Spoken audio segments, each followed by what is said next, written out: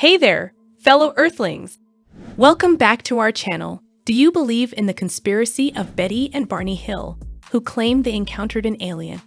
Let's dive into this conspiracy and see if they were telling the truth, or were they just telling a mystery story? Is it chasing us?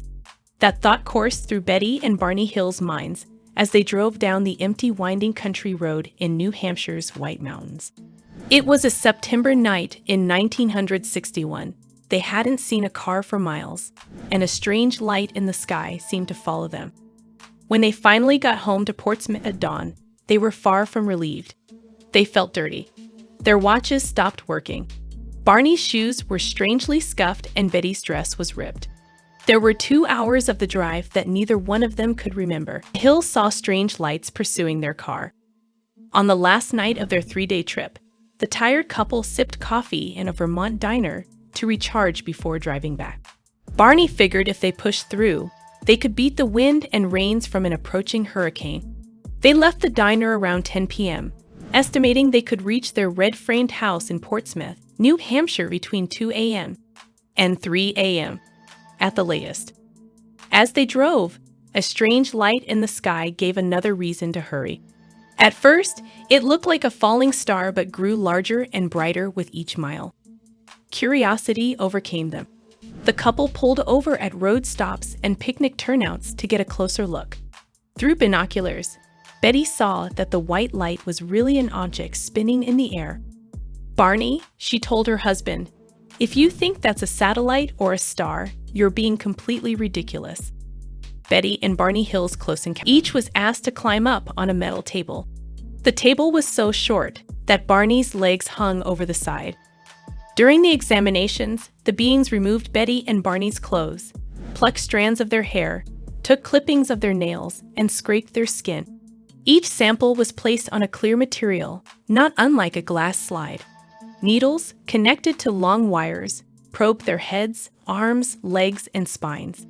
One large needle, around 4 to 6 inches long, was inserted into Betty's belly. This pregnancy test left her twisting in pain. Throughout, a being Barney and Betty called, the leader watched from the side. After Betty's examination ended, the beings rushed back into her room, excited. They discovered that Barney's teeth could be removed. Betty laughed, explaining that Barney had dentures, a fact of human aging the beings struggled to understand. Later, alone with the leader, Betty asked where the craft had flown, admitting she knew little of the universe. The being joked with her, saying, "If you don't know where you are, there wouldn't be any point in telling you where I am." Later, under hypnosis, she drew a star map shown to her on the ship. In 1965, the Hill story was picked up by a Boston newspaper. After that, everything changed. The quiet couple's story became the subject of a best-selling book and a movie starring James Earl Jones. The upstanding civil servants had become celebrity abductees. The psychology of alien encounter stories. For his part, psychiatrist Simon never felt the Hills had made up their story.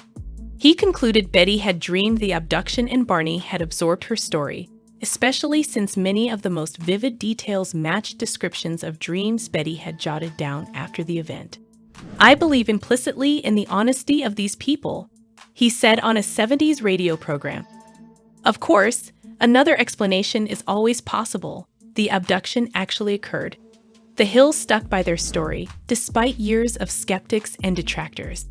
Like many abductees, the couple never felt false memories or sleep paralysis explained what they experienced. Betty became a known voice in UFO research and claimed she was visited multiple times in the decades to follow. Don't forget to leave a like, comment, and share your thoughts.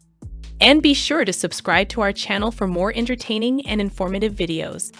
Thank you for watching, and we'll see you in the next video.